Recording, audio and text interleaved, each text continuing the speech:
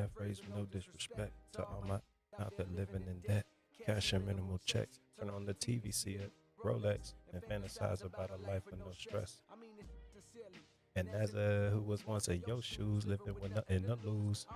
Oh Lord. Long as the people in that mother lover love you dearly. Always gonna be a whip that's better than the one you got. Always gonna be some clothes that's fresher than the ones you rock. Always gonna be that spatter out there on the tours. But you ain't never gonna be happy till you love yours.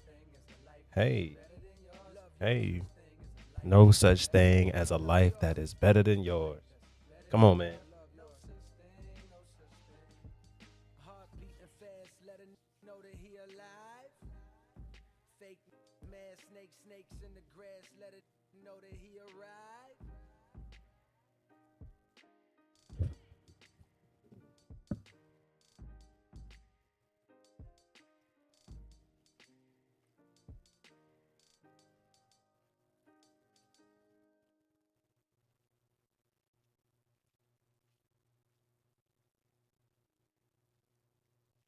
What is happening, party people?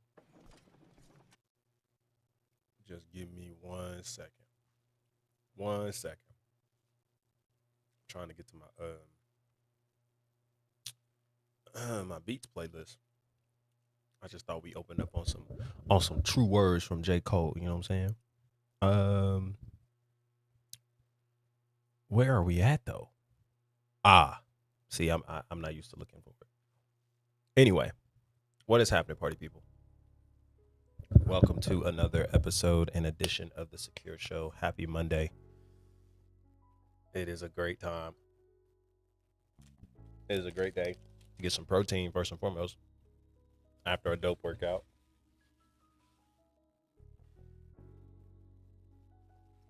Mm, mm, mm.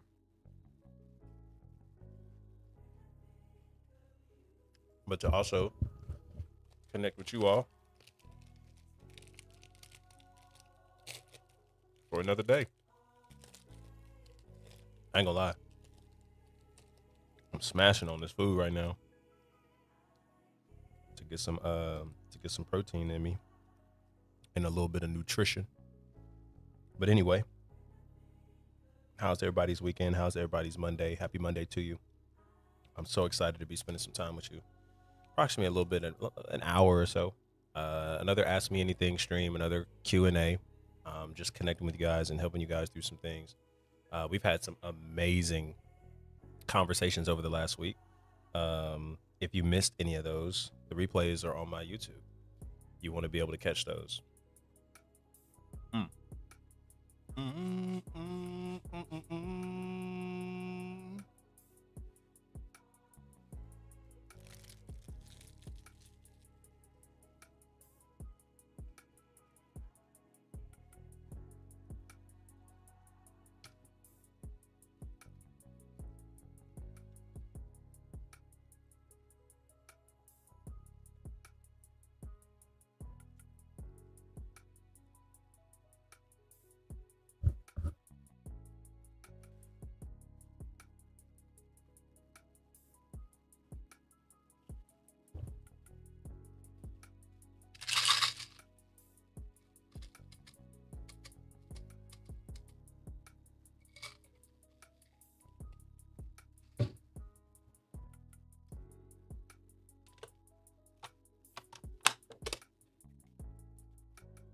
Vitamins check. Water and protein check. And another stream. All right. I'm settled in. What's happening, everybody? It's your boy, Coach Sean. And if you're new, I am a faith-based relationship coach here to help you build healthier, happier, and whole relationships with yourself, God, and others while building security that lasts beyond marriage. What's happening, Elena, over on TikTok? How are you? How was your Monday? How was your weekend? Share a highlight, share a low light, anything in between. We're going to make room for some good conversation today. And I'm excited to connect with you guys. Again, this is another Ask Me Anything as part of the Secure Show, where we have healing conversations, safe conversations, and more importantly, conversations designed to get you to a place of security. in your relationships, in your emotions, in your faith, in your finances, in your health, and where you are. Okay. Um, and this is just the space to be able to do it safely. All right. Um, so I'm so excited. Be sure to like the live, repost it, share with others. I have not gone live over on Instagram yet, and now they're telling me something went wrong, which is very interesting. Okay. Um, let's get this together for a second. All right. But anyway, again, welcome. I'm excited to have and share some space with you today. All right. This is a relationship Q&A, so be sure to flood the chat with your questions, all your thoughts, all the things, not just pertaining to relationships specifically, but because this is a space dedicated to speaking to relationships, perhaps, all right, this is an opportunity for you to get those questions in and for us to process some things together. What's happening, Adam? Welcome in. Appreciate you a ton for stopping by. K Dog, good to see you. Good to see you. How are you? Life satisfaction rate on a scale of 1 to 10. How are you feeling today? Happy Monday. Happy Monday. Happy Monday. Happy Monday. Mondays do not have to be lame, boring, terrible, awful because it's just the start of a new week. It can be just as beautiful, just as amazing, just as abundant because you get to start a new week. All right. And what better way to start a new week than being in a space where you can just listen into some healthy conversation geared towards helping us live a life of security. I had a good weekend. What's up? Happy or not happy? Happy Monday, Rich. What's happening? Welcome in. LY7 in the building. How are you? Welcome in. So yeah, I just think going through the weekend, it was really good. I don't know how many wrestling fans are out there. I spent my weekend watching some SummerSlam, and it was actually pretty good. Not too many complaints. I was really hoping The Rock would come back because I'm like on this hype train of Roman versus Rock, but maybe that's just me. But no, had some fun there. Enjoyed some cooking, spending time with the family, all the things. Just getting refreshed for another week, and just enjoying the time, man. Enjoying the time, enjoying the space, and I'm excited for the opportunity to be able to talk with you guys and walk through anything and everything. We left off talking about contentment. And I think that's something that is prevalent and a good perspective for us to continue to challenge ourselves on every day, for a variety of reasons. And I think today's another day to do that. In the wise words of my good friend Dr. Elijah, who would say, a problem with a solution is a choice, and oftentimes we don't have the problem we say we do. And here comes my remix. We just are more than likely afraid of the solution that stands in front of us to eradicate the problem that we have. Okay. And so we have an opportunity, man, to be able to engage in some safe conversation for us to just process things together, and be able to move forward from there. All right. Again, this is a safe space. All right. So we're going to be here to honor everybody that comes in and out of this stream. And so this will be one of the safest lives you walk into all day across all platforms. All right. So, if you see any disrespectful, distasteful comments, just throw up a couple eye emojis for us to be able to see it.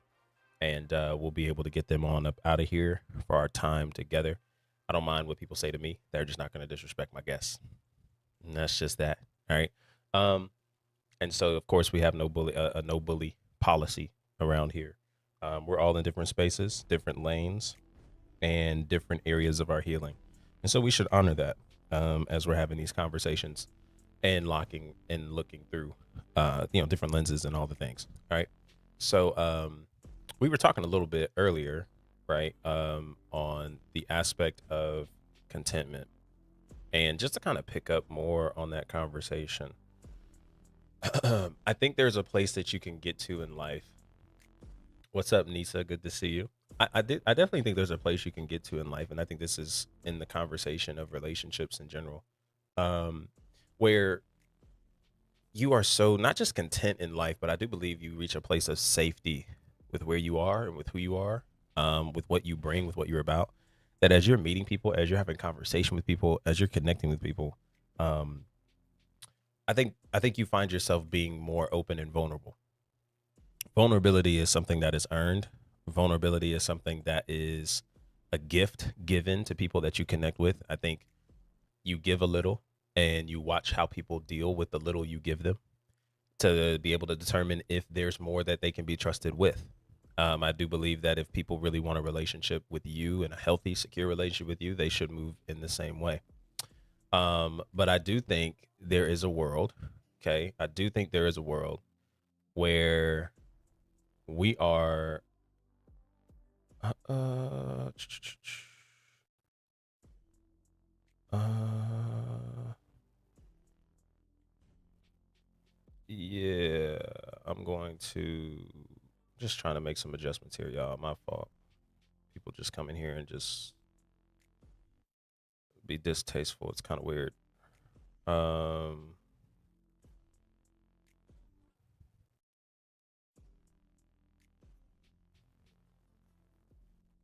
um, because I don't even know how else to set this, to be honest. Not dog. Yeah, there we go.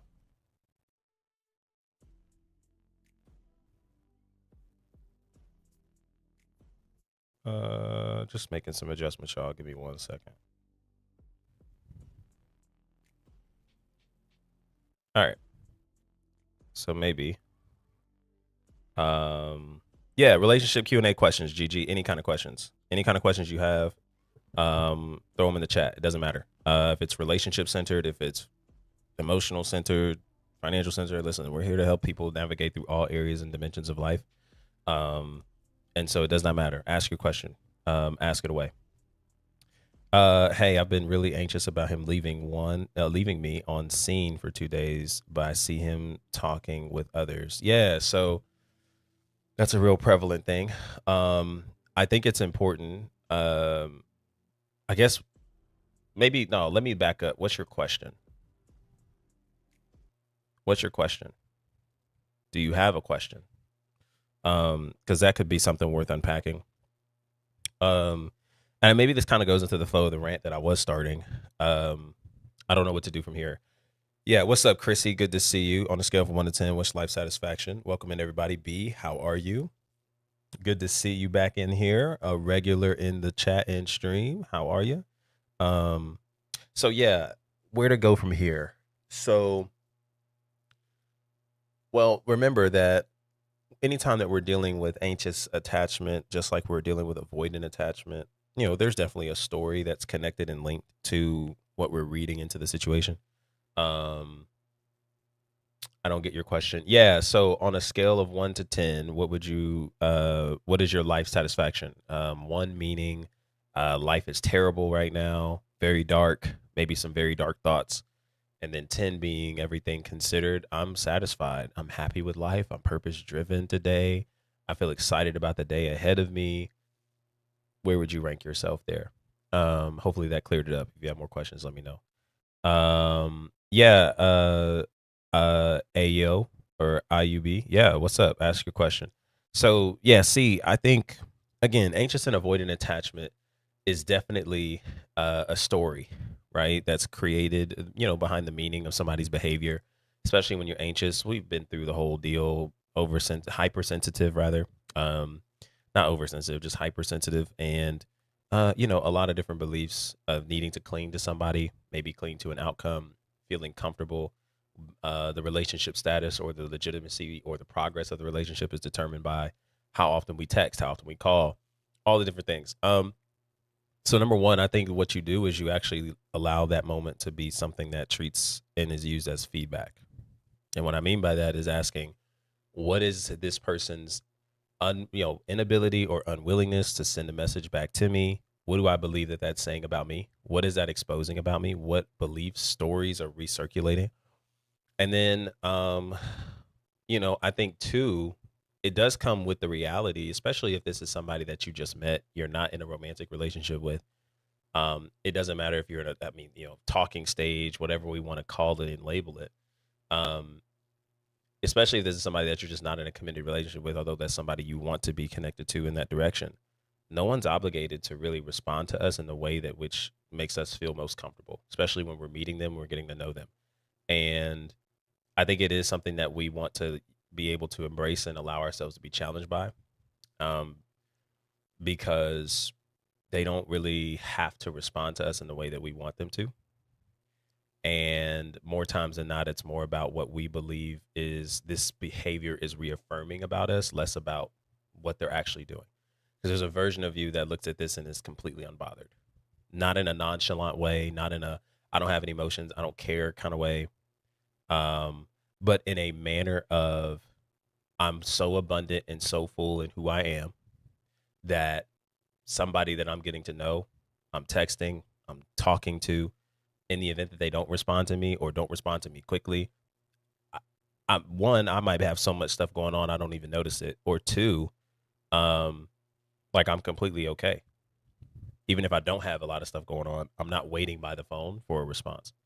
And a lot of that is a nervous system driven perspective.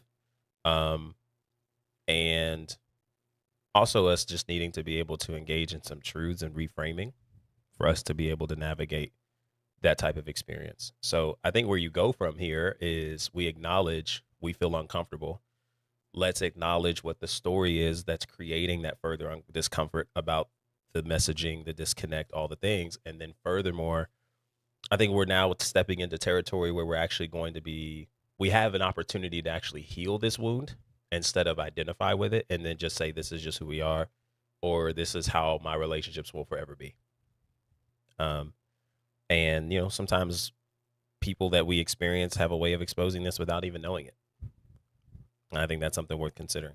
If you're interested in contacting me, be sure to send me a message, DM secure. Um, yeah, Elena, go ahead. Ask your question. What's your advice? I hope that made sense. See, if you have more follow-ups, let me know. What's crazy? I mean, I don't know. What's your age? I asked this specifically because what I'm about to also suggest could be different depending on your answer. 19. Okay, yeah. So, yeah. This is why I asked that. Number one is because, um, I actually have a free week trial, of my secure program. I think that could be helpful for you to be able to start putting into practice what this looks like to deal with some of that anxiety. In the minute of not getting those experiences or that text back that he's engaging with other people, just dealing with the anxious attachment that's present. Um, so DM me secure. We can get started on that. Um, that was kind of the main reason, but also I think too. I don't want you to look at this as like I don't want you to feel like you have to identify yourself with the wound or with the anxiousness or with the experience. Um, One, this might be very new for you. Being 19, like I wish I had awareness of those kind of things when I was 19. I didn't. I didn't get really aware of these things and start dealing with it until I was 22. Really in my 23rd year of life. And so I think you're ahead of the game being getting aware of this, but it's have a lot of grace for yourself. Attachments are part of relationships. The goal isn't to get rid of them. It's just to attach in relationship with people in a healthier way, which is more of a secure manner. And knowing what that looks like and also knowing that that's very possible for you to get to. There's a version of you that experienced this later in life or again in the near future, maybe if it's the same person or someone else, and it doesn't necessarily bother you. And we also recognize too that I think it's all based on what we want and what we're after. If you're somebody who's like, hey, I do, as I'm talking to somebody, getting to know somebody, I do want to engage with them daily. I do want to have daily, regular conversations with them. I don't like going a day without talking to them and you're just getting to know them. I think that's something that you communicate, you lead with, and, perhaps there is somebody who's willing to do that. Pinterest Warrior, I appreciate you a ton, man. I appreciate you. Um, you've known him for over a year. Are you guys dating? Or you've just known him over a year? And there's no legitimate commitment. Because those are two different things. Um, Okay. I'm scrolling. So okay. You helped me move on from avoidant, and half a year later, life is so good. Hey man, I appreciate you a ton for that. I don't know who that is. I don't know who that is. Um, I don't know who this is. But I'm pinning this comment. I appreciate you a ton. So many people that will come by and share so many things from that, from our time together, conversations, things they listened in near or far, and that always means a lot. So I appreciate you a ton for that comment, and I'm glad life is looking so much better um, than before. Uh, it's a long story, but I'm with a girl. It's been a year in our relationship, and I see some signs of avoidant attachment. One day she ghosted me out of nowhere when I tried to reach out. She didn't reply. Um, and when it's been a week since she didn't reply and told her that I want to break up. Uh and then she what? I missed the last part. So she wanted to break up after the distance of a week, and then she what? Follow up. Um, yeah, follow up with that. It sounds like there's more to the story. IUB. Um, again, scrolling up, I see you guys' comments. Again, keep asking your questions as we catch up. And be sure to get your free relational diagnostic that's in my link tree in the link above in my bio. All right, that's actually going to get you an opportunity to actually see a lot of things beneath the surface. It's creating a lot of your pains and anxieties in relationships, and then next steps on how to deal with those in the manner and form of a free relational diagnostic. So be sure to do that. Um, so he blocked me last year after 3 years of relationship. Do you think he'll come back? Um, Gigi, great question. I think a better question is, why do you want him to come back? He blocked you last year after 3 years of relationship. Why do you want him to come back? What is the story that you're leaning into that lets you say, I'm hoping there's some kind of wishful thinking in the back of my mind going on that this person is going to turn back around, spin the block, and all is well. Maybe it's not even in the direction that all is well, but just rekindling and reconnecting. What is that about? Um, he always comes at my important days. And we're not always chatting. He ghosted me sometimes. Okay. But he gives me flowers just suddenly. Why his actions and his words not sync? Yeah. So I think what's more important than asking why is his actions and words not syncing. I think what's better is recognizing they're not syncing. They're not in connection, and taking the leverage with the information given to make a better decision with what aligns with you. I think so many times, y'all, we find we focus so much on trying to understand people's behaviors, and there are some things that we just don't need to put ourselves in position to constantly try to fight and give explanation to. There are some things, man, like because again, there's a lot of different reasons why people do what they do. And yes, you can grow to a place of being so emotionally intelligent and aware, not just of other people, but of your own life, that you can get a sense or a hint of where things are coming from, why people do what they do, why they're responding the way they are. But that doesn't necessarily mean that your job is to fix it and your job is to solve it. Your job is to plug in the pieces, to create the puzzle. I think sometimes we just need to take people's behaviors for what they are and then move accordingly, and not live in this world where we're constantly trying to understand, because I don't know, I can't tell you why his actions and words specifically don't sync. There can be a lot of different things involved. I mean, yes, from a healed perspective, I probably could throw out a few generalities that would make absolute sense, but instead of spending so much time to creating that, I think what's more important is, well, one, is this a relationship you really want? Two, why do you want it? And then three, if we're noticing words and actions aren't aligning, what is keeping us from walking away? Because logically, it sounds like you are aware that when words and actions don't align, then that means more than likely this isn't a relationship that's maybe better off being cultivated, and we're better off leaving, but yet we haven't. And so the question becomes why? And what are we seeing that's leading us to that? I think I see that a lot in my work. Like you see the clear evidences that this doesn't make sense, yet you stay. And I think that is more so what we want to deal with. Should I give him a chance? He's a 10, but I'm not attracted to his face. Um, he's a 10, but you're not. So then where does the 10 come from? Which I'm not saying it can't come from anything else outside of physical attraction. Here's the thing. Would you want somebody to date you who would say, "Hey, you're everything. I just don't like looking at you"? I think that's a great starting question. Like, would you want to date somebody and entertain somebody who, in all honesty, looked at you and was like, "Hey, like you got all the goods. You are just like your face is so ugly, it's uncomfortable. It makes me uncomfortable." You're probably looking at that and going like, "How distasteful, how rude," and that's a complete turn off. You probably would never talk to that person again. So like, why would we then maybe engage in that with someone else that we're connecting with is my only question. I'm not saying physical attraction is everything, but y'all, let's not live in a world and live under a rock where physical appearance doesn't matter. It does. It has some type of weight. I would like to go through my life dating and being connected to somebody that I like looking at. And beauty is in the eye of the beholder. And that doesn't mean I need to be married to somebody or connected to somebody or romantically interested. Like when you think about romantic interest, when people talk about romantic interest, oftentimes it comes down to looks, some type of look compatibility. Okay. That's really what is the differentiation between romantic connections, marriage, and then friendships and other things.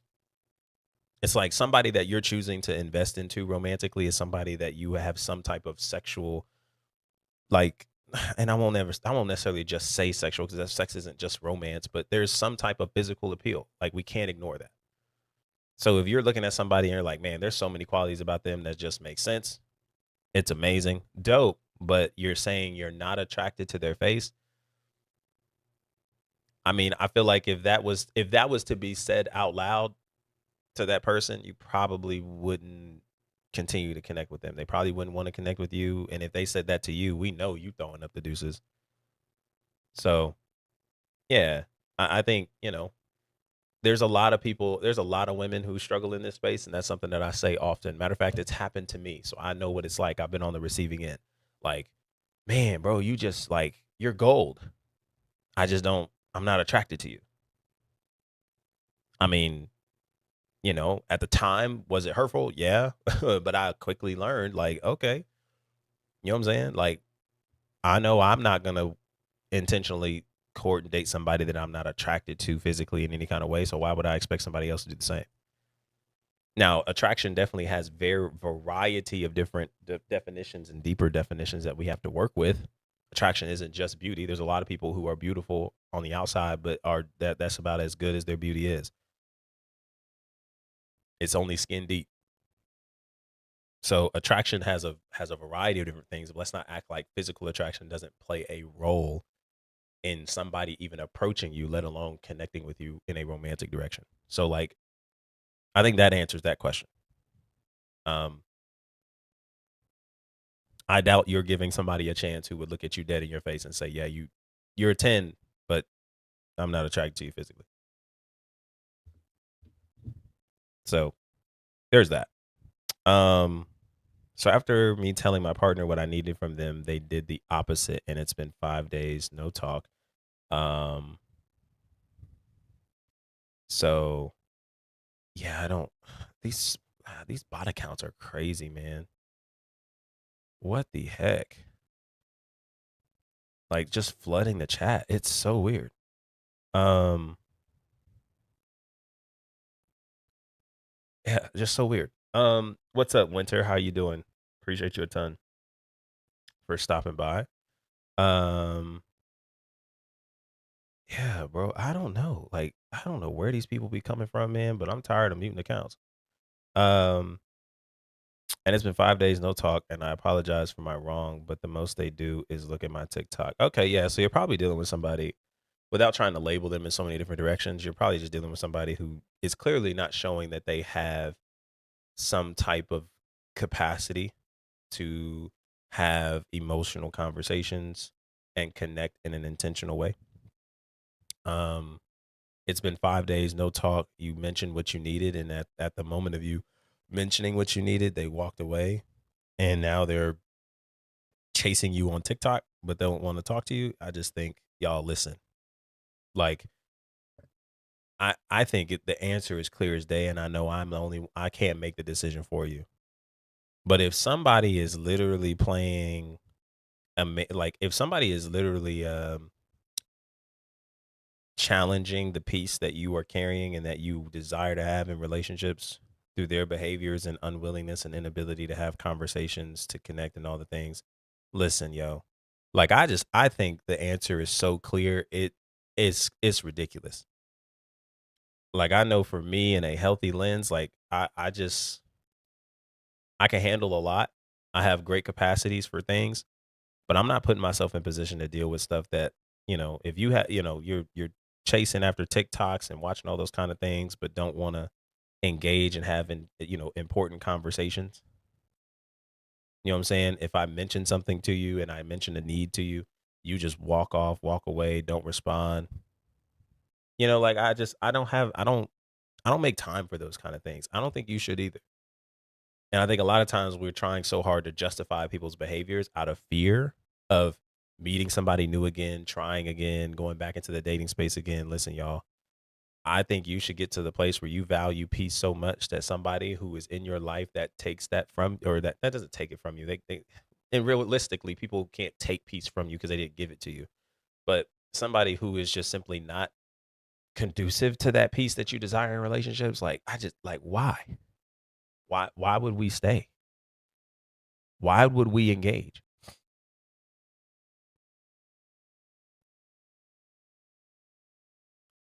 Why? You know what I'm saying? I just think that just makes no sense. And they can be an avoidant, all the things. What's happening, Poppy Zay? How you living? And they can be all the things. I mean, they can be avoidant, all the I'm not here to try to figure all that out, man. I'm just not. My coaching is not free.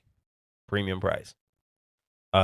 We broke up and he later asked me to be friends. Um, I mean, it could mean that I don't know.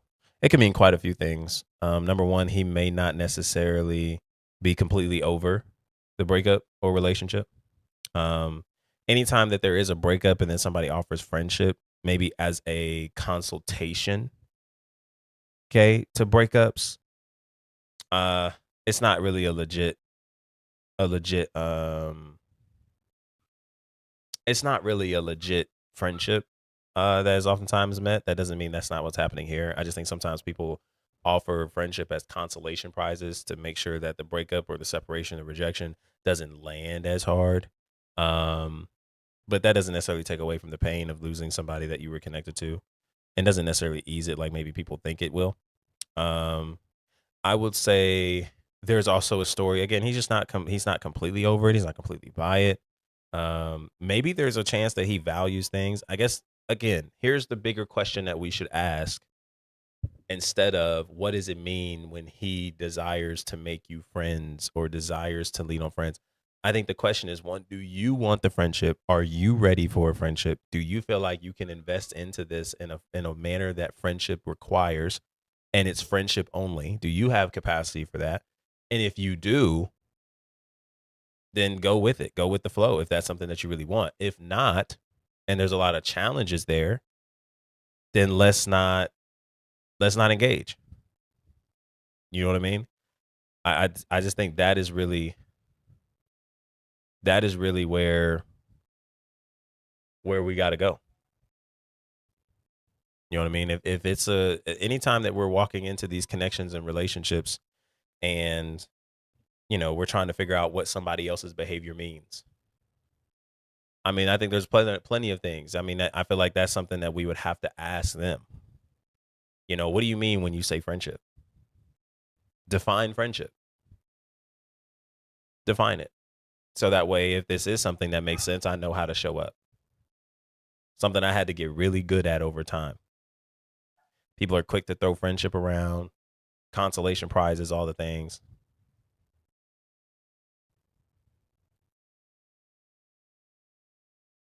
So I think that's really important. Really, really important. So I hope that makes sense.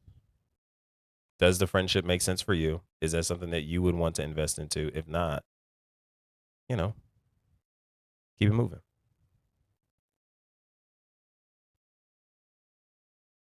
Keep it moving. What's happening, Rose? Good to see you. So yeah, I hope that answered your question, Elaine. If you have more follow up, please. Just want to vent. My ex is a dork, stupid, and I want to hate him, but I just feel numb these days. And in just 1 week, he was dating someone else. Your ex, okay. I don't know. I felt disappointed rather than hate, and now feel numb. I mean, if there's more, share more.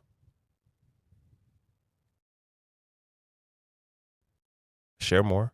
If you're still venting, if you're still here.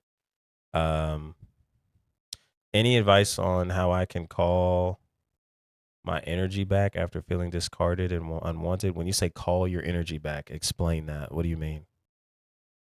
Call your energy back. What do you mean when you say that? Is that a rose? I said rose earlier, and that's not even a rose. I don't know what that is. Um, yeah, I don't shoot. If you're illegally shoot, I don't know. Don't take my word for it. Don't take my word for it. I do not know. Because I want to shift the dynamic to where I'm not the one left with the short end of the stick. Okay. Um. Well, this is a thing. This is a framework that I give to a lot of clients, and other people, when it comes to helping them process relationships, breakups, separations, rejections, discards, all the things. I think we've gotten to the point where in this social media space, we're really good with verbiage. We're really good with language. We're really good with all the kind of verbiage that we can use from therapeutic spaces. And, I think sometimes it just adds meanings to things that we'll later recognize we don't have to carry. That doesn't mean that we're not calling something what it is. We're not naming the behavior. We're not naming all that's important, all that's helpful. It is what it is. Yeah, like we should call it that. But I just think sometimes we think in the event of being discarded, now all of a sudden our energy and our efforts and who we are, our identity now not only is called into question by the person who discarded us, but without saying it, we basically submit to the idea that this person that discarded us was in full control of who we are. And I just disagree. And so I think to combat that, um, I think I would ask this question, and I think it's a big one. What else could this mean? What else could this story, what else could this experience of this person just, from the definition of a discard, just throwing us away, the simplistic definition, I should say, like literally not acting as if we don't exist, as if what we created and what we had doesn't exist. All right. So somebody doing that, the question is, okay, yes, it hurt. Yes, it was sad. Yes, it was tough and challenging. And what else could this experience mean for me?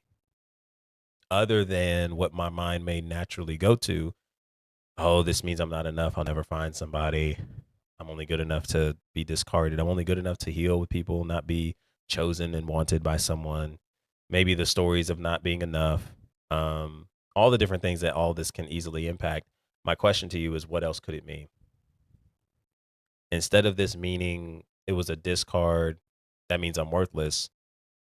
This experience means what? And this is going to challenge us to kind of lean forward into places of abundance with this thinking that's different than what we naturally lean into, which is lack. And so I think that would be a question I would ask, because getting this energy back that we so desperately desire, and by energy maybe we're talking more about like just this peace, this abundance, this relaxation, getting our spark back, whatever we want to call it. Um, Like that's not going to happen by this person all of a sudden coming back and apologizing for what they did, because most of the time they don't even think that they did something wrong. This definitely doesn't come back from, um, you know, trying to prove our worth by performing and trying to date other people, or it definitely doesn't come back from us trying to think that, oh, well, I don't really care. It never really hurt, and act all nonchalant as if we were unbothered when really it hurt us. Um, None of that happens. Like we've seen this, right? Like we've seen that play out. So I think the question becomes, well, there's certain stories and beliefs that I'm engaging with this moment that I want to be able to recreate, that allows me to move forward.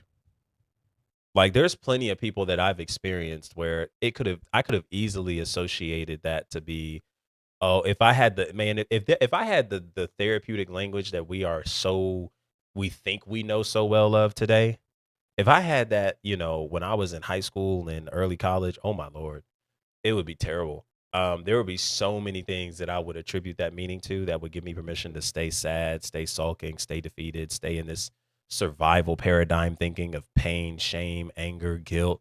Um, and truth is that I'm glad I didn't. Not to say that that type of verbiage didn't exist then. It did. I just didn't know it. I wasn't in the same space as I am today. And so that's why I think for a lot of us coming up, if you're 19, 20, I know you mentioned you were 19 earlier, see, like, there's a lot of things that you're combating from a programming perspective that just adds more weight to the challenge. And so I'm just asking you to take a step back and zoom out a little bit from that moment. We know we don't get that spark back by getting underneath somebody else, chasing other people, or trying to perform and prove that we can still be chosen by people that we don't even want, to the extent of us doing some of the more extreme behaviors. I think it comes from us being able to say, man, yeah, it sucks, it hurts, it's challenging. However, there's some type of opportunity that this moment has presented to me that I can engage in that's actually for the better, not for the worse. And I think for you, as you're learning these things, the the opportunity actually comes from you seeing that, wow, how this person treated me, at the end of the relationship, or, just kind of tossed me to the side. That's kind of exposing some inadequacies in me that I maybe did not know were there, or that is much louder based on this person's behaviors towards me than I realized.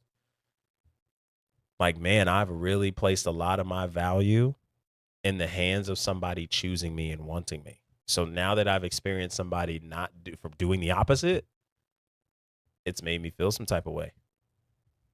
And then this is helping us engage in practices of us being able to reframe that story so we don't lean too far into it, to the point where that loss, that discard becomes our identity. Yeah. You know, yeah, he says it. Yeah, and I think that's again, I can see how confusing that is and challenging that is, undoubtedly. Someone to say they care for you, but that's never really experienced. That's a challenge. That's heavy. And I just think we want to be able to zoom out a little bit. Zoom out a little bit. Um, what if you like her but know it would never work? Um, then we just keep it moving. As simple as that sounds. Um, if no one can save someone else. We are not Jesus. Uh, our job and role is not to save other people from the pain and experiences that they're going through in life.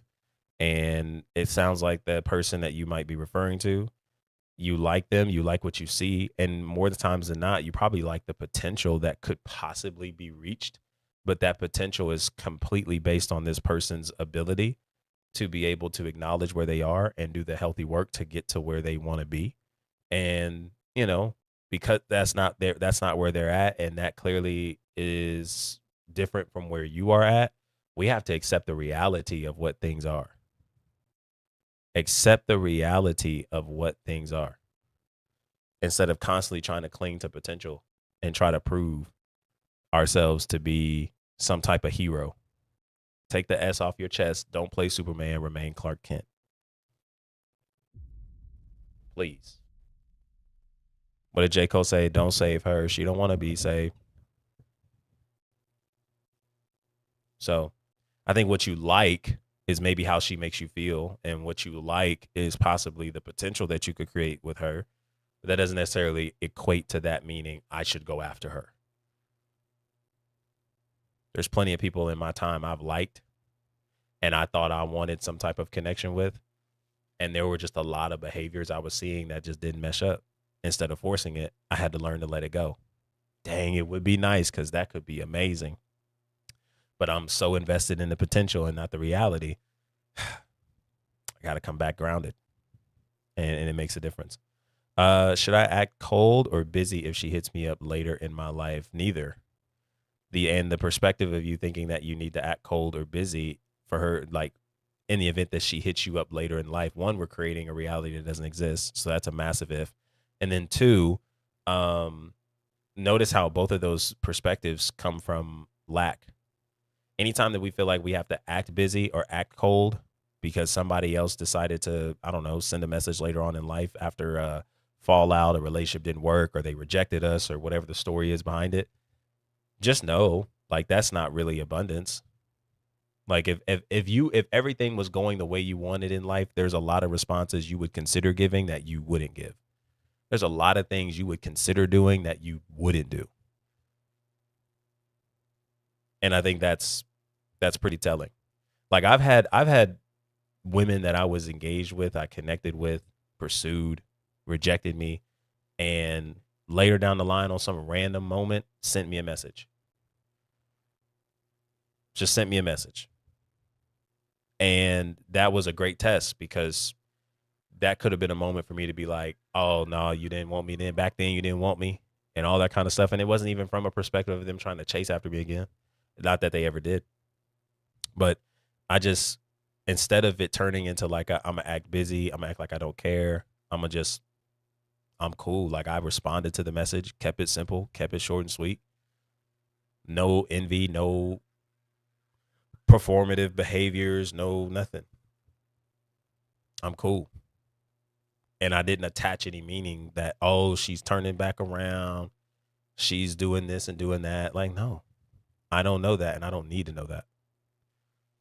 So I think, anybody who's moving from a perspective of like somebody, if she ever sent me a message, if this person ever sent me a message, man, I just act cold. And that's not just towards romance. I think that's towards any relationship. I think it's good to just know where that comes from. Probably a lot of lack there, not a lot of abundance. And that's not to say that you have to respond. I just think, if you genuinely look at somebody sending you a message and you don't want to respond, don't respond. You good.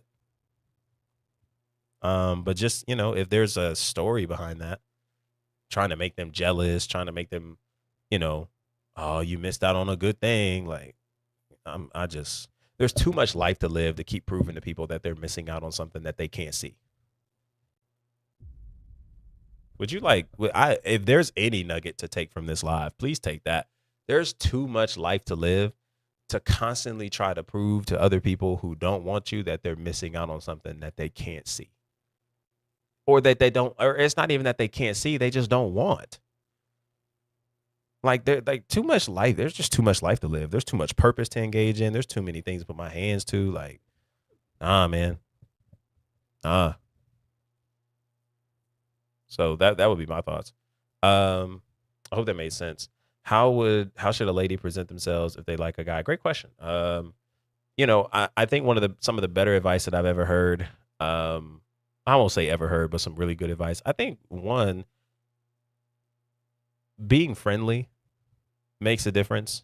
And I don't mean friendly in the sense of like constantly clinging to this individual. But make yourself friendly. Friendly conversation, being kind.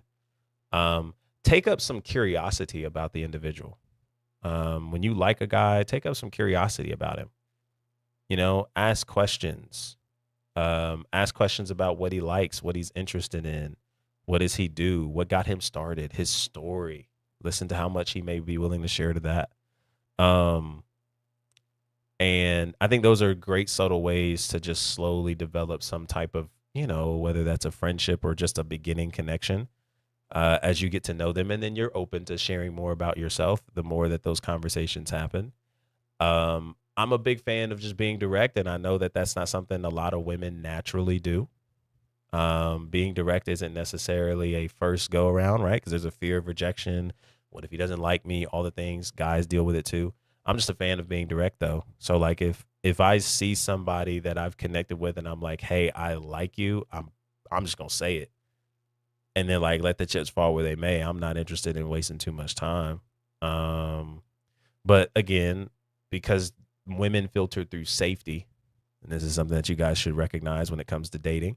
Women filter dating through safety. So sometimes the safest direction to take is like, okay, I kind of like what I'm seeing from afar, and I want to get a little closer to see if I still like what I'm seeing or if there's something more that I begin to get exposed to that I don't like. So I just want to start off as friends. I want to extend a connection, but I'm not going to go so far, right? It's still filtering through safe. There's still some things I need to know, some things I need to figure out, some things I need to see, I need to hear. So that is still a valid option. And we engage in that. And so yeah, I would just say present yourself as a friend. Be friendly, introduce yourself, stay curious as you ask questions about him. What is he interested in? What is he doing? You know, what kind of dreams, goals, visions does he have? You don't have to be so deep. Present yourself as fun. Don't be so uptight. Um, I don't want to say the wrong thing. I don't want to respond too soon. Like, no, don't be so, caught up in so many rules and regulations that you just don't connect. Um, Joke around, be playful in a healthy way. And, I think from that point on, just let the chips fall where they may.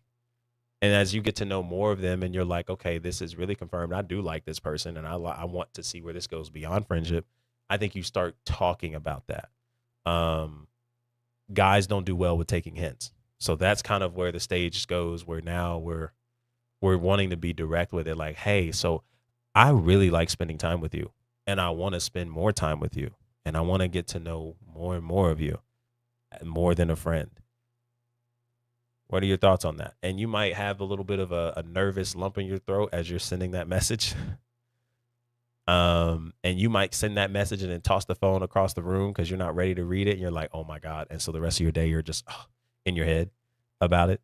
But allow that to be something that challenges you to handle and, approach rejection in an even better way if it's not the same. Um, and who knows, maybe it is. But you can't be afraid to put yourself out there and to allow yourself to be seen. And as you're connecting with them, give a little, share what you're comfortable sharing. Don't force it. Don't overshare it. Share what you're comfortable sharing and don't feel like you have to share so much in efforts of them choosing you. Share what you're comfortable with. And then, as the relationship goes on, you have an opportunity to observe, like, what do they like? Or not what do they like, but, can they handle it? And by can they handle it, is it something that, you guys are still building conversation on, or is it everywhere else? You know what I'm saying? So I think that's something that's important. So I hope that makes sense, Mia. If you have more questions, let me know. Do you believe in unconditional? I do believe in unconditional love. One, because Jesus is that unconditional love, so I think that's very important. And out of connection with him, we're able to experience this flow of what unconditional love can look like. Now, here's the thing: I do believe in unconditional love. I think unconditional love can be experienced. I also believe I think two things can be true at the same time because we are spiritual beings having human experiences. We're able to derive from this unconditional love in order to engage with people in a greater lane and lens of abundance, where this unconditional love actually allows us to not need people to be a certain way for us to be okay. Meaning, like, I don't need somebody to be exactly how I want them to be in any given moment for me to still show up in a loving way, in a kind way, in a fulfilled way, in an abundant way, in a consistent way. We know too many people. The moment that you don't, you're holding the door. Like, for instance, there's a small moments, we see it in the big ones. You go up to a public place and you hold the door open for somebody, they walk through it and they don't say thank you. And we've all seen the memes where they grabbed him by the shirt, pull him back, close the door, and he was like, "We're gonna try this again." Right. And it's a skit, it's funny. Ain't no hating on that. But a lot of people move like that in real life. Except they may not necessarily, grab somebody by the shirt and make them go back through the entrance of the door. They just might carry an attitude about themselves all day. And what takes over in their mind is the fact that they held the door for somebody, and because they didn't say thank you, all of a sudden it was a waste of time, a waste of space. And now it's taking up so much energy in my mind to just be mad. Men do it with respect. I need everybody to respect me. If they don't respect me, they got to catch these hands. It's like, fam, you're outnumbered. I'm sorry to tell you, you are outnumbered. There are going to be so many more people that you experience in this life that don't respect you than those who do. And every little thing that we read into it that tells us that, they need to respect us. And if they don't, man, I think you're going to live a chaotic life. If everywhere you walk, you got to make sure people respect the boundaries by not stepping on your J's. I just think, like, the more you look for it, the more it's bound to happen. And then, dang, we have fights everywhere we go. We can't even go out to no mall in peace no more. So it's just like, I think from those perspectives, that's really, really important. All right. And so I think that's really, really important. But with that, okay,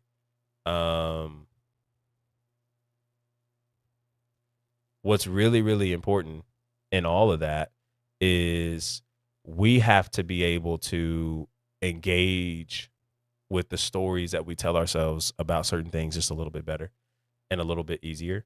And I think the aspect of unconditional love, again, we derive that from Christ and a spiritual foundation layer that gives us the ability to move in abundance. Great. And I do believe that in a world that we live in today, I don't think we should expect. I want to be careful when I say this. Should we be moving from a source of unconditional love? Absolutely. And I think this is something that will expand our capacity to be able to love at a healthier rate. And I don't think there's a lot of people, man, who have the capacity to be able to even attempt to live at an unconditional love. If you think about it, I mean, love oftentimes is ran by conditions. If you treat me right, then, this is what you get access to. That's a condition. If you love on me and you tell me all the sweet nothings in my ear, then, I'll give you this. It's like all of it is definitely measured by condition. And so even though unconditional love is real and is very much something that we are able to experience through other people from a greater source that's greater than us, that is a reflection of Christ. The question I think that maybe is more suitable is what type of conditions are we creating in relationships, and do these conditions make room for love, or do these conditions make room for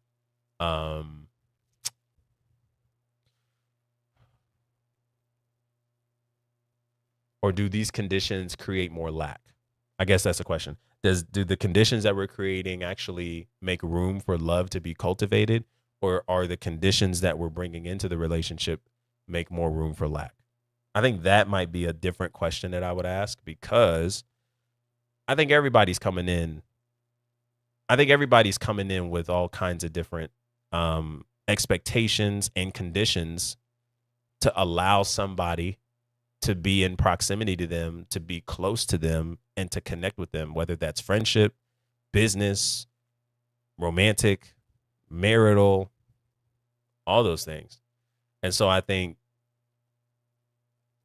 I would ask that question just a little differently. And I think that kind of helps us see, that even helps us address some of the things like boundaries a little differently too. Because we all know people that just got boundaries like no one else. You build all kind of walls.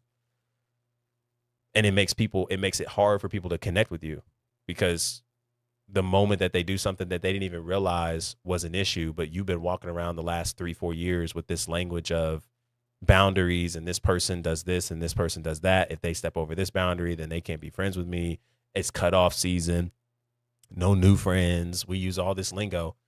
And then like you meet somebody and they don't even realize that they did something that maybe was against a boundary you had set. And instead of you communicating that, what do? You ghost them, you block them, you just turn up on them. And then it's like, dang, I don't even get an opportunity. And this is kind of where the conditional versus unconditional love conversation steps in, because conditional love will kind of easily be quicker to walk away than it is to stay. Because now it's like, dang, I didn't even have an opportunity to connect, to correct. I didn't even know I did something wrong. You didn't even tell me I did something wrong. So like, how was I supposed to know and then actually put something into practice so that that doesn't repeat itself? But we're so quick to cut people off, we don't make room for that. That's why I think relationships are really challenging for a lot of people, especially in today's age. We got a lot of people with a lot of different thoughts and opinions on these social media airwaves. And like it seems like the more and more people are, you know, um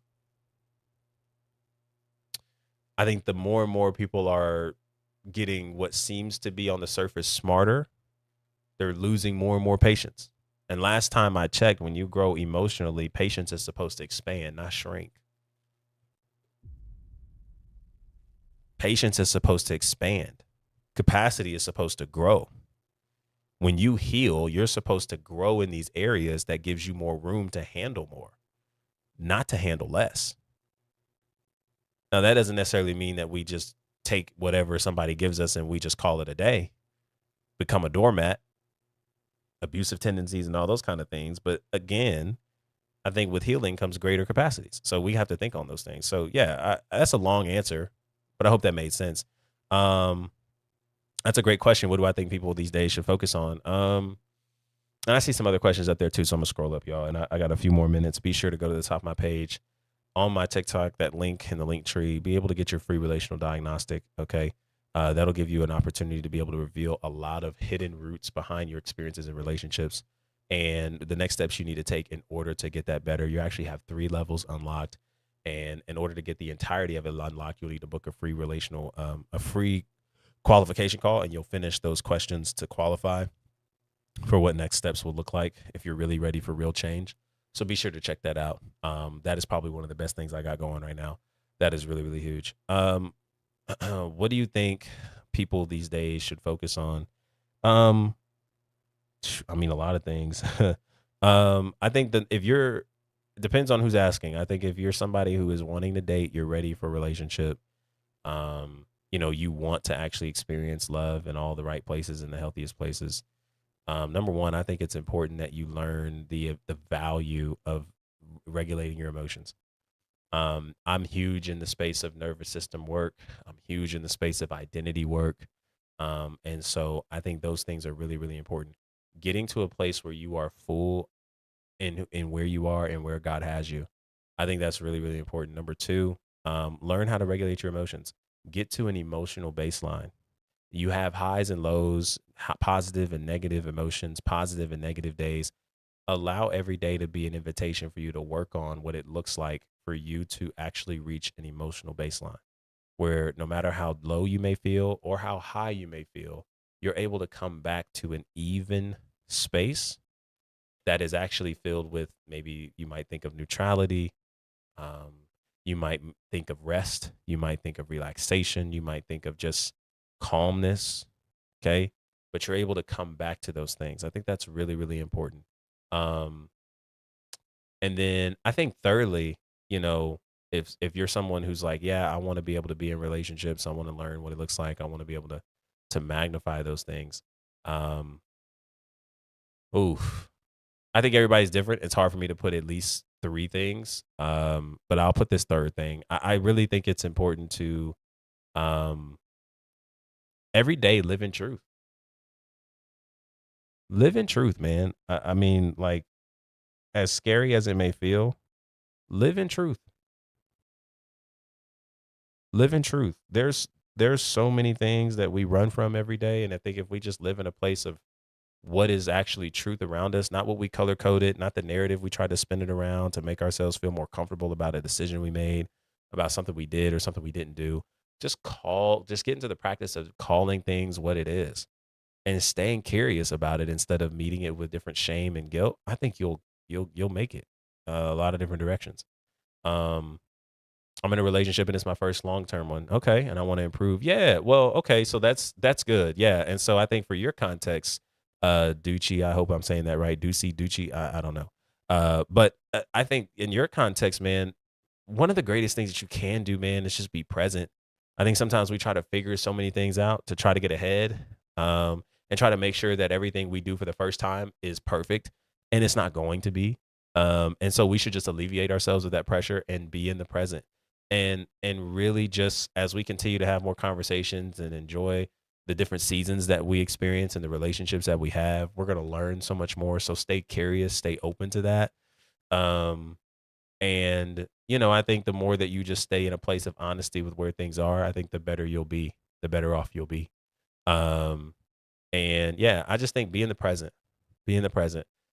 One of the craziest things that I see people do, in my short time of this, of engaging in these spaces, I see a lot of people who are maybe like, you're 6 months in a relationship, a year in a relationship, maybe 2, 3, 4, 5 years in a relationship, and I see people trying to emulate 20-year relationships. I see people trying to emulate 25-year marriages, and it's like, no, no. I know they got a lot of different things that could be helpful and they could speak to, right? Um, but you got to remember that's 25 years in the game. That's 20 years in the game. That's 15 years in the game. Let's not carry the 15-year expectation on a 1-year expectation. That's like asking a 1-year old toddler to carry the weight and responsibilities of a 15-year-old teenager. That 1-year-old doesn't have the capacity for that. And so let's not force that. And let's just be in the present to develop. Let's be okay with being a beginner, not knowing everything, and let's just develop. Just like you miss 100% of the shots you don't take, you miss 100% of the relationships you're not present for. And I think that is something that I'm learning in my own dating experiences, and I think it's something worth building on each and every day. So I hope that made sense. Um, my ex left and is now reposting TikToks about me, and we can't do nothing about that, Laura. Um, we can't do nothing about that. Control what you can control. I want a boyfriend bad, but I don't have my degree yet, so I decided to stay away for now. Um, I hear you on that. V, I don't know if you're still in the chat at all. If you came and went, I would say this, man. I think what is wrong with you being able to date somebody and having a boyfriend and not have your degree? Like, what is the story that we're investing in that tells us that we have to have a degree to qualify to have a boyfriend or to qualify to be in the dating space? I think we could say that about a lot of different things. This is something that I've had to actively work on myself. And I'm really big, especially with as I'm helping people in this space too. Listen, I think the best time to be able to put yourself in position to connect with somebody is when you're building, not when you already have everything you want built.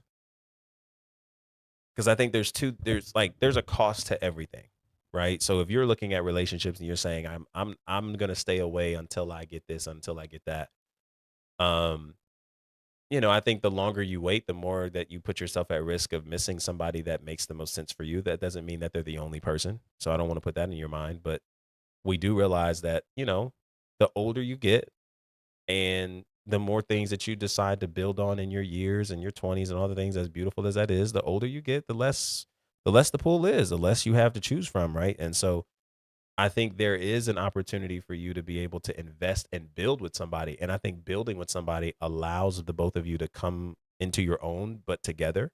And I think that does a lot for you. Not to rush and not to hurry. Because I think again, the cost of you building with somebody as well, I don't the cost is I don't have enough to maybe go on a date every week. The cost is like maybe, you know, we don't have enough money, finances, or time to be able to do certain things. Maybe my status isn't where I want it to be. So I'm having to be more creative. Like that's the abundant story that we can lean into. Like maybe I don't have everything that I thought I needed to require or be qualified to date at a younger age, but that just means I get the opportunity to be creative. The other cost on the other end, let's say you do get everything. You got the degrees, you got the money, you got the business. You're still going to run into issues. It's not like they just dissipate because you got the degree or because you got the money. It's going to show up, because then you're going to start wondering if people really love you for you or if they love you for the status you bring. Then you're going to start wondering, man, do they really like me because they want to invest in me and do life with me, or is it because of the money I have? And so you're going to run into all kinds of different things. I think it's just a matter of what cost are you willing to pay? Okay, what price are you willing to pay? Because I'll put it this way: the price is what you pay in the moment. The cost is what you're going to continuously pay way longer. So if the price right now is like, I don't have the degree, I don't have the money, I don't have the status, right? That might be the price now, but you're investing into something so much more long term that allows you to build, grow, develop, and find somebody who's willing to do the same with you. I think one of the best things you can find in dating today is somebody that is willing to build with you. There's a lot of people from various different places, from various different programmings, who are expecting people that they connect with to have it all together, and they don't. And that is probably some of the most stressful relationships you'll probably ever go into.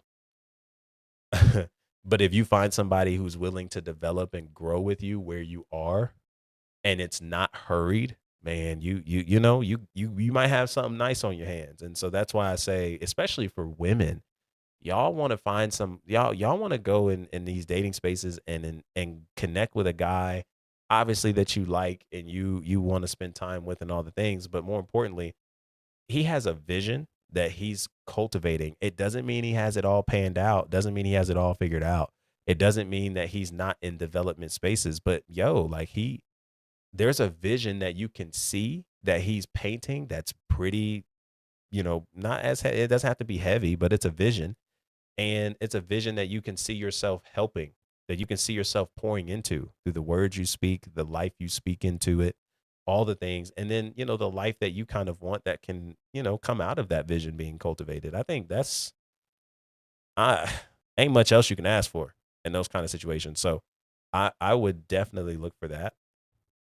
What's up, Will? Or Will B. Rice? What's up, man? I just saw your comment on Instagram. I don't not be checking that Instagram often. But yeah, I just think you should be curious. What's the story behind us needing to have the degree by the time we have a significant other? And, be curious about that. Because there's a day I used to think, man, I needed X amount of money to be able to date. And my recent experiences have definitely defied that. And so I'm grateful to be able to challenge those beliefs, because gosh, if I really cling to that belief, and really y'all got to stop listening to these people get on social media that tell you need X amount of money to date. Fam, no, you do not need no $100,000 saved up in your account to qualify to date, gang. You just don't. You just don't. And that's the kind of rhetoric that's spoken so much on social media that keeps people in fear instead of moving in abundance.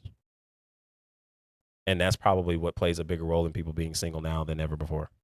Shout out to Alexis. She says, I'm curious about something. Doesn't it turn off a guy if a woman is direct? I think it depends on the guy. I don't think it does. Like, for me, it's not. I think we get, and again, I know I'm not every guy, so I'm not saying that to set a precedence, but I think being direct is a form of healthiness. And so if a guy is turned off by the directness that you are moving in, um, then chances are that might not be the right fit. Now, again, how direct are we, right? So that's also a bigger question. How direct are we? So if you're coming in and on like the first conversations or first few conversations, you're asking questions about his credit score, and you're asking questions about savings and 401ks. Yeah, that's a little much to be doing on the first few conversations you have with somebody. Um, and again, I think there a world where somebody's ready to have those conversations and y'all just weeding them out? I mean, yeah, but I think you'll probably run into more people that aren't. I think that's a level of direct that we want to save for later conversations. Like if you were talking to somebody and it's been a couple months, y'all are more invested emotionally into this and y'all really want to see where this goes, cool. but don't do that in the first few dates.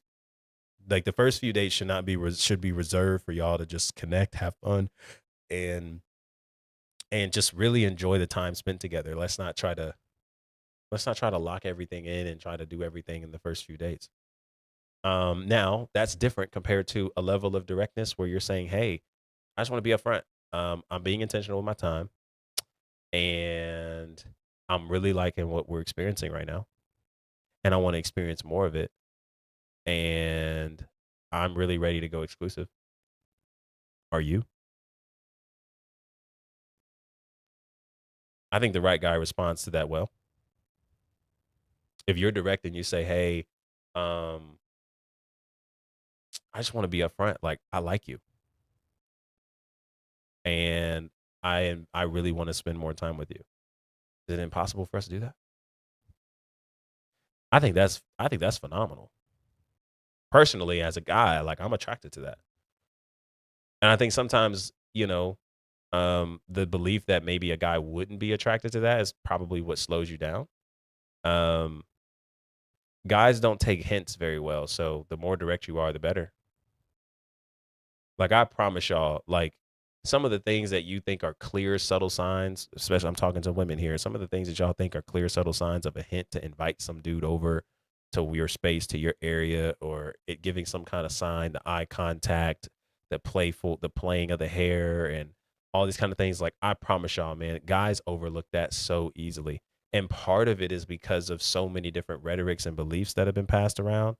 You know, guys there's a lot of guys that that struggle with the belief that like approaching a woman is a safe thing to do.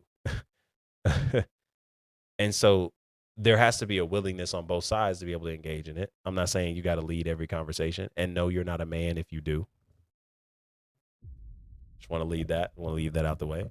You're not a man if you lead a conversation. It's you're getting to know someone, you're introducing yourself, man. Like it's not that deep, you know? And so I just think I don't think it turns off. I think it turns off the guy that may not necessarily be ready or isn't as interested. And, I think there's a way to lead conversations where you lead with that directness. And in the event that it's not responded to in the best of ways, and maybe there's still interest, they're just trying to figure things out, we navigate. Like I'm the type of person to be direct and say, "Hey, like I really like you and I want to spend more time with you." And if that isn't necessarily the same sentiment that the person is at, but they're not saying no, it's like it's not a yes, it's not a no, it's a yellow light, it's caution. There are so many ways to redirect that conversation where it doesn't have to involve me pressing them to get what I want. Like, cool, all right, cool. I mean, I just want to let that be known. Like I'm interested and I want to take things further. And I'll leave you to the balls in your court. But just know like this is the type of energy that I'm moving with. I think everybody wants some type of clarity. And by clarity, I mean direction. So, um, yeah, I think if we're saying we want to be direct and you want to be direct as a woman to a man that you like, cool. Just be mindful of the level of directness. Let's not talk about credit scores and 401ks in the first few conversations. But don't be bashful if it comes to the point in the conversation where you're like, I really like this and I really want to see where this goes. And like, I don't know about you, but like I'm ready to go exclusive. That's a beautiful thing. Cause then that confirms to me, like, oh snap, oh yeah, she's with it. I don't have to play a guessing game. And I don't have to walk on eggshells to figure out where she's at. And two people can play at that. Do they ever come back after no contact? I have context if needed. Do they ever come back? I mean, it's possible. I think the question is why do not necessarily if we want them to come back, but I think the bigger question that we're faced with is how do we trust ourselves to be able to handle that moment if they do come back? Because it doesn't have to be something that we respond to. What does a man want in a relationship? Safety, just like women do.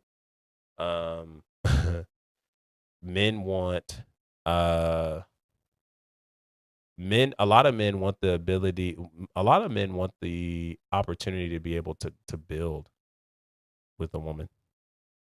Um, Especially with the way things are now. It's like men don't want to feel as if the moment they don't have something that they're no longer valued by you.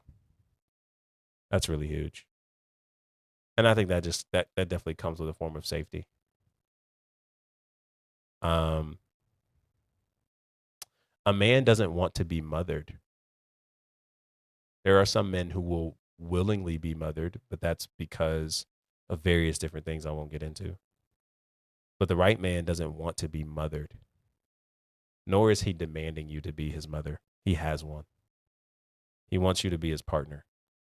And what that looks like is being able to to cultivate a sense of safety where you're communicating with him.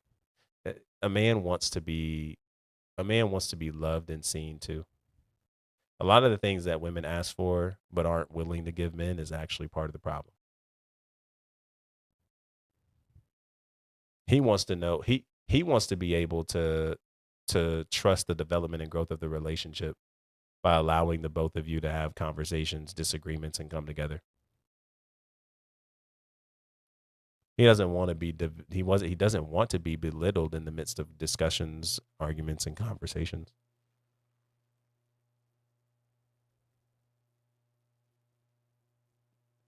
I think there's a lot of things that we can have conversations on what men want in relationships. And sometimes some of your best answers are going to come from who you're engaging with, and you ask them, what do you need? What do you need from a girl that you want to invest into? Y'all should write that question down for those of y'all, the ladies in here who are dating. What do you need from a woman that you are wanting to invest into and build an emotional relationship with? I promise you, they'll leave some little nuggets here and there, and over time you'll be able to put the pieces together. But I think there is a detriment where again, and there's something my mentor has said before that I just think is so profound. A lot of women have been taught what they need from a man, but they have not been taught how to treat a man.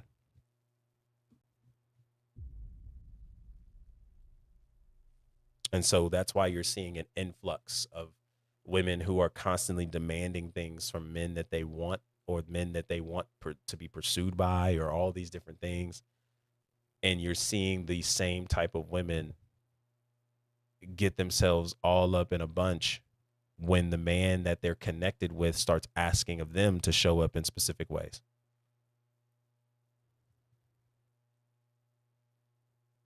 And now all of a sudden, the same man that you thought that you wanted, who's emotionally intelligent, because every girl that I've come across wants some dude that's emotional. Well, not every, I probably say like 85% wants some dude that's emotionally intelligent, until he starts calling you out on things and then holding you accountable, holding you responsible. He starts bringing up a mirror to your lack of awareness to certain situations. He does it gently. He does it calmly. And now all of a sudden, the very man that you wanted, who's emotionally intelligent, now he's weak. Now he's too emotional. Now he's all these things, and it exposes that you weren't ready for the man you wanted. Because oftentimes you were taught how to be treated by a man, not how to treat a man. And so I think some of the best conversations you can have is when you get connected to the man that you are wanting to build and do something with, or you're just taking interest in and you're remaining curious about. Ask the question, what does it mean? Like, what does it look like for you to, what do you need? I'm missing this up. What do you need from a woman that you are wanting to connect with and build with mentally, emotionally, relationally? And some men don't know. We take note. Some men do. We take note. And if they don't know, chances are they haven't put too much thought into it. Maybe it's a lot of times men don't get asked the question, what do they need? So it does get hard for them to define what they need because they don't get asked that often. Men don't get asked that question often. And I think you might kind of step into some really dope territory if you connect with a guy and not only he's able to define what he needs, but he can also, as the relationship develops, speak to you about how you play a role in meeting that need.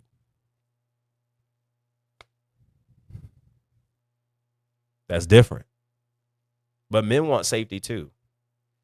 Safety ain't just supposed to go one way. Men want to be able to come home into a safe environment and not feel like he has to fight against his wife who remains combative, argumentative, and aggressive. He don't want to do that. And no, ladies, that don't mean you just got to lay down and be submissive to him and say nothing and shut up. Like, no. But like, that also doesn't mean that you are supposed to just be ready on go to argue with him every chance he get. That's not conducive.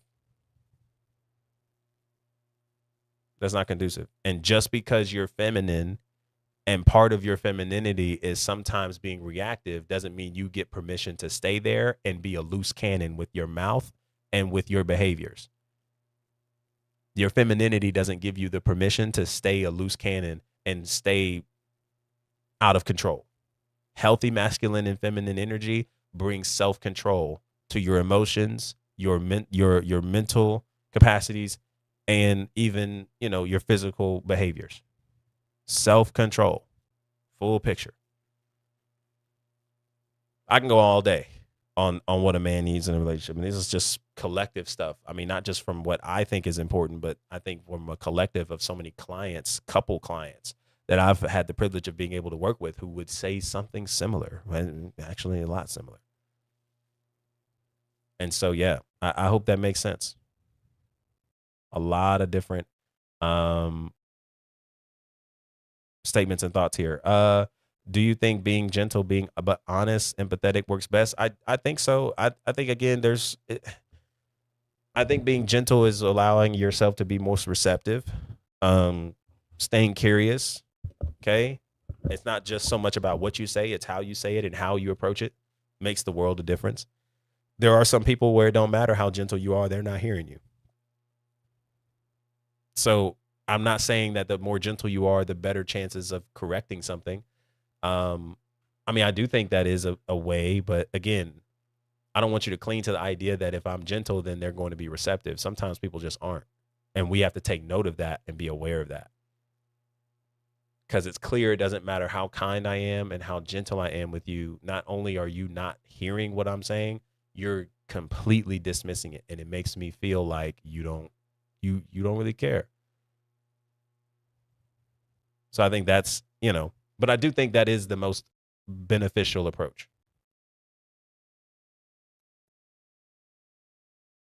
Yeah. So Shama, I love that. But see, this is part of the problem too. So like the question was, what do men need? And then here we go responding with what women don't want. You see, yeah, like so even in spaces like this, there is often times where men aren't even able to talk about what men need and what men want without women coming back and answering, well, we don't want, so it's kind of like that dichotomy is still there, and it presents a struggle. If he can't talk about what he needs and what he wants without you butting in and talking about what you don't want to do and all the things, then it's like,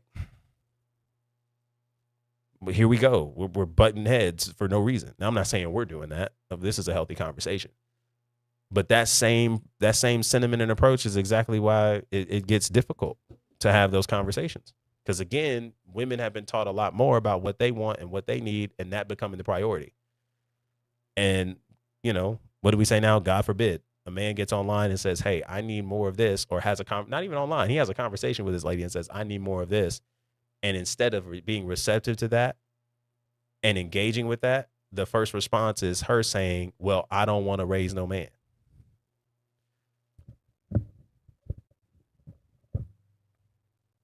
No, I think that's cap. I think that's cap. And you clearly don't follow here. So, I mean, I'm not here to convince you anything. You have at it. You clearly don't follow here. I hold everybody accountable. I'm the first one.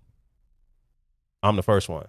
So feel free to follow the account and check out the content if you like. No rush. But I think it works both ways. It works both ways. My girlfriend is at her guy's friend's house, and there are like 5 guys, and they want me to be there. She said that they have something to discuss. They study the same college. Should you break up with her? Well, there's a lot of meanings that we're attributing here. she's at her guy friend's house and there are like 5 guys. I'm assuming you're thinking of the worst. Um, does your do you feel like your girl would cheat on you in this moment? What are you thinking? Sounds like there's a lot. Both people should have the space for their own needs. Yeah, they do. They do. Right? Both people should be able to come together and talk about what they need and the other person being receptive to that need. That's very it's very important. Very important. How hard is it to love a person who has avoidant attachment? I think it can be challenging. I think the question becomes, what is the capacity for you to be able to handle and navigate with somebody's journey and healing to and through their avoidant attachment? I think people that have avoidant attachment definitely get a bad rap because there's some people that are very extreme in their avoidance.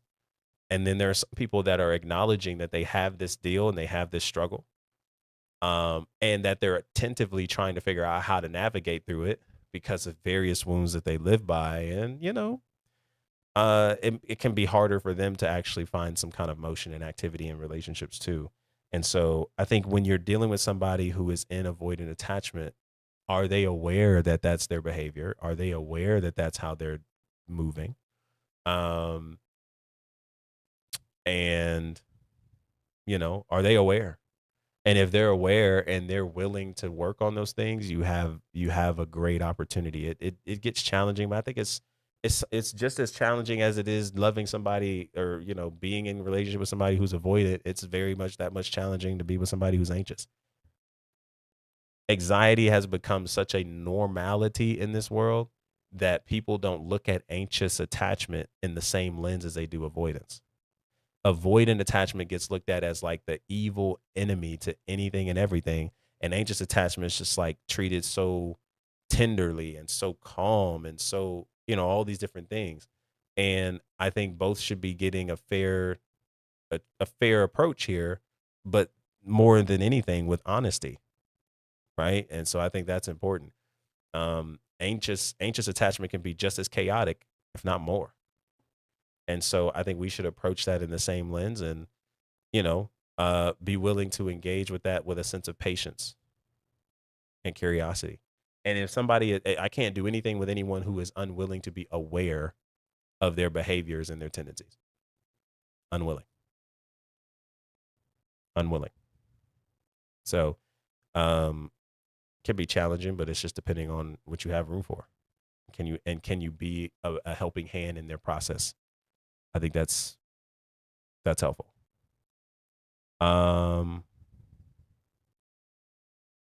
Does the safety show up in different ways? It does. Safety can show up in different ways. It does. He broke up with me today and told me that he doesn't know what he wants. He's lost. Yeah, I can tell. I can definitely see how that's a challenge. It's definitely a challenge. If you have a question, let me know. He broke up with me today. Oh, you just said that. Yep. What if a woman can? What if, as a woman, I can provide everything I ask for? What's that? Something that men fundamentally need. Yeah. You can provide everything you ask for. So if you're talking financially, is that what you're going at? Like you can provide everything you're asking for financially, or are you speaking from a lens of mentally and emotionally too? So I just want clarity on that, Ducey. And then I think that'll be the last question for this stream because I do got to get going. But I appreciate you a ton and everybody who has stopped by in this live. And there's more conversations where this can build. And so I actually just want you guys to be able to go to the top of my page and be able to get your free relational diagnostic. Okay. I'll answer these last 2 questions. Ducey, as soon as you clear that up, we'll be able to revisit it. Christine said, should I move on from someone who doesn't want me with anyone else, but doesn't want a relationship? Says he's not ready for a relationship. Yeah. I would say so. Because that's cognitive dissonance. We're kind of stuck in the middle and stuck in between here. if you can't say that you don't want that, so I'm not going to use any buzzwords there, but I do think that can lead to places where, yeah, this person is just trying to play like some kind of gatekeeping, safekeeping kind of metric, whatever it is. So like, yeah, I think you should definitely, I think you should definitely set that out and then be willing to walk away. Listen, y'all, you know you're in a healthy position for a relationship when you're willing to walk away. When you're willing to walk away, that is when you know that you are in a healthier predicament to have a healthier relationship. And so somebody who says that they are not ready for a relationship, but yet doesn't want you with anyone else, it don't work that way. You don't get to hold me hostage while you figure out what you want to do with me. That don't make sense. Matter of fact, we would look at somebody who moves in that behavior. Let's just say they're like like a criminal. We would look at a criminal sideways if in the midst of their master plan to, I don't know, rob a bank or whatever the case is, and it included hostages, they didn't know what they were going to do with the hostages. We would probably look at them and be like, yeah, you new here. And because you're new here, and I can tell by your approach, I can tell by the anxiety, I could tell by how you talking, the indecisiveness, like you new to this whole game here. And all of a sudden I'm not necessarily as afraid as I was, because like you clearly didn't think this far into your plan, into your master plan on what you wanted to do. Nobody, like, no. You don't get to hold me hostage and not know what you gonna do with me, because that's a hostage situation without actually going that direction, like full blown. No. If somebody is not ready for a relationship, but then has enough nerve to tell you you can't be around somebody else, tell them to kick rocks respectfully. Kick rocks respectfully. And that either is going to push them to make a decision on you, and that decision is yes. I think regardless, it's going to push them to make a decision, either yes or no. Because I promise you, whoever this person is, they are not greater, that they are not as great as sliced bread. I promise you they're not. And the confidence that you'll be able to carry, knowing that you'll be able to connect with somebody later down the line that makes sense for you and that is ready for you, that is actually what is propelling you to move on, not staying near somebody who doesn't want. No, that's crazy. That is wild. I wish to God I might. I wish to God I might experience something like that. Hey, I don't know if I really want you, but like, I don't really want you to be with anybody else, but I just don't really know about, man, please. And it's crazy how people look at me dead in my face and say I don't hold men accountable. That's wild. That's wild. Absolutely wild. Do your homework. Um so okay, I care about I'm trying to be better, understand my boyfriend better.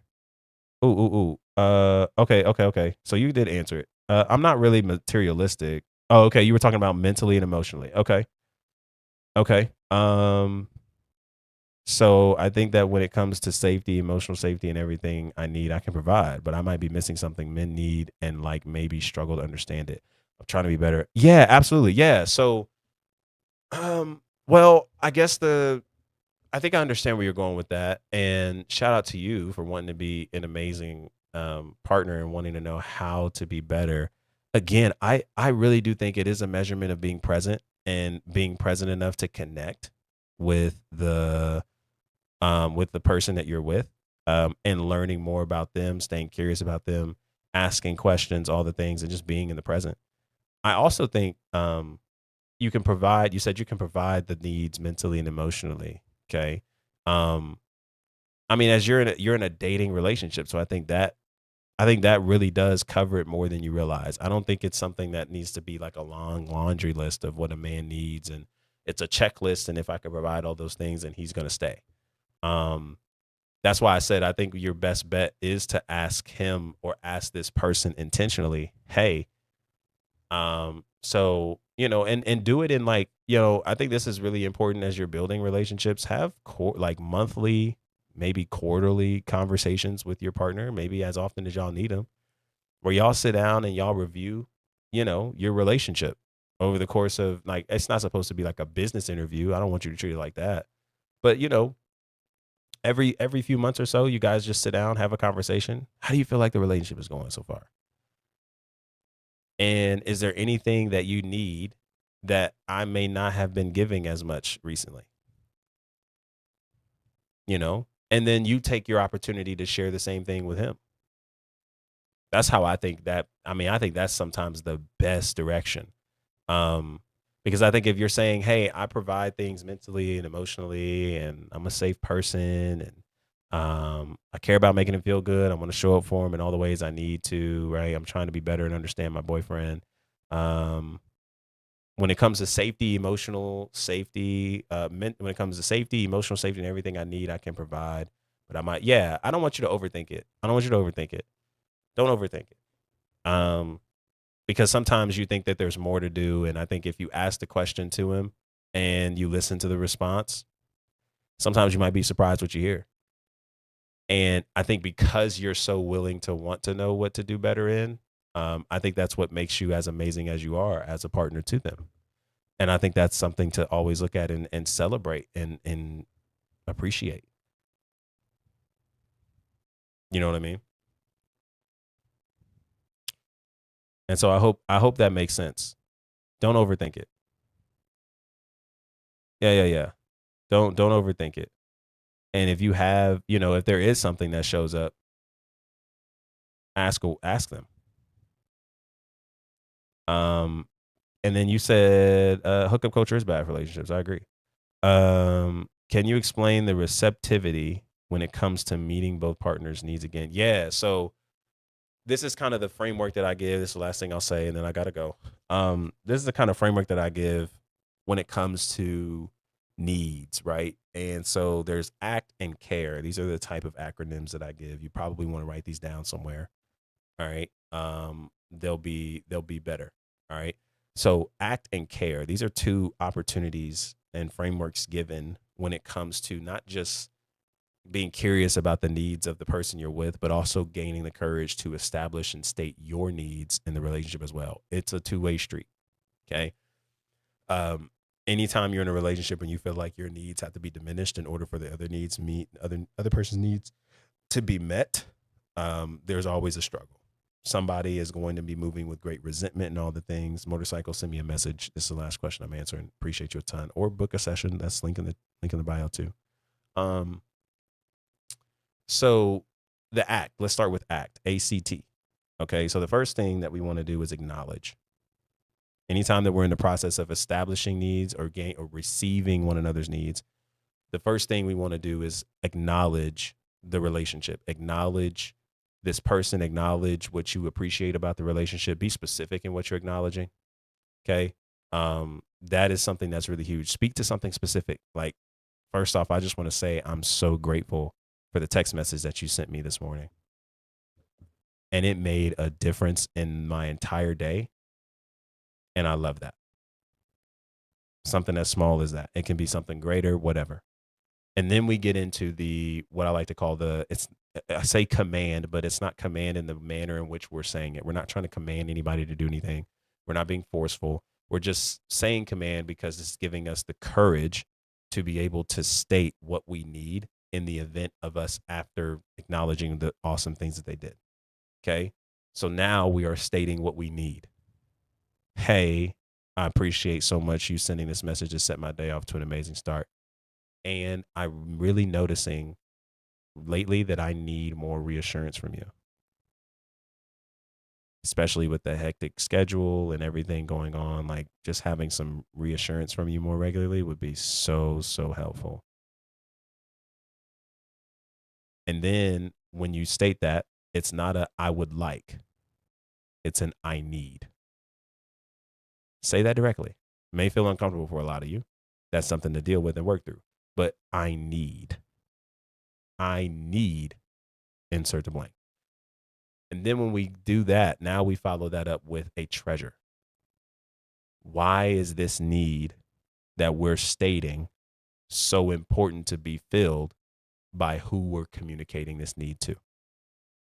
So if it's a significant other, we're saying, I need this I need this from you because hearing you speak life into me just makes me want to be the best woman I ever can be for you. Maybe you might respond and say, because hearing the reassurance from you means everything to me. And it is something that I want to continue to prioritize because nobody talks to me like you talk to me. Nobody gets to me like you get to me. Nobody loves on me like you love on me. That's a different, that's different. Treasuring that in whatever creative way. Now all of a sudden, this person now is like, oh snap. Like I wanna lead that. I wanna pour into that because I realize how much of an important role that is for you to feel the way you do. And I love making you feel that way. You know what I'm saying? So it just makes sense. Okay. So acknowledge, command, and treasure. All right. Then we go into this next one. Okay. Then we go into this next one. Now this is more so of care. Same thing, it's just a little different. Okay. So this is more so when we are um and I want to go to my notes really quickly and get this. I've shared this before on live streams. A really good system I've given even couple clients. And oftentimes too, what y'all have to realize is that as often as I could give these, a lot of times it's not that they don't work. It's just that there's other deeper rooted identity struggles that keep these kind of things from working. So I could give these all the time, but if you do that and you're still, you know, you're still engaging in struggle, um, and it's like really heavy, it's probably because there's a lack of safety there. Like there's a lack of safety within the relationship and connection. And so we want to be able to engage in that in a healthy way. All right. So let me search my drive real quick. Care. There it is. Care and act PDF. All right. So this care, right? So this is a framework for needs based communication as well. All right. And so it's just offers a practical, compassionate path to restoring connection. All right. Because sometimes, again, if we go so long without these needs being communicated, they'll bundle up, they'll bottle up, all the things. This is just in preparation for in the event that, maybe some things just kind of go off the rails. We got to bring it back together. All right. Um, and I think this is something you want to keep in mind for you. And then again, I think the most simplest way to help be the best person you can be for the relationship you're in is just asking them what do they need. Okay. Because they can be very specific to him and what he needs. And I would hate for you to go off of generalizations. Yes, some of it makes sense, and then some of it, custom made. All right. So the C is for communication. All right. So you're clearly expressed. So this is if you were to communicate your needs. All right. This is kind of both of you guys doing it. So let's say you were doing it first. Clearly express your needs and actively listen to the needs of the other person. Those are both ways. All right. So maybe the example is I feel disconnected when we don't check in throughout the day. And I'd love for us to have a moment in the evenings where we connect. Let's just say that you were leaning into leading that conversation and communication. Okay. You're leading with I feel, and we're not moving with language that blames the other person. All right. Then that leads to acknowledge. So now this is where we recognize the need shared and validate it. So let's just say in the event that you're listening to the need of your partner, hey, like, there's a need here.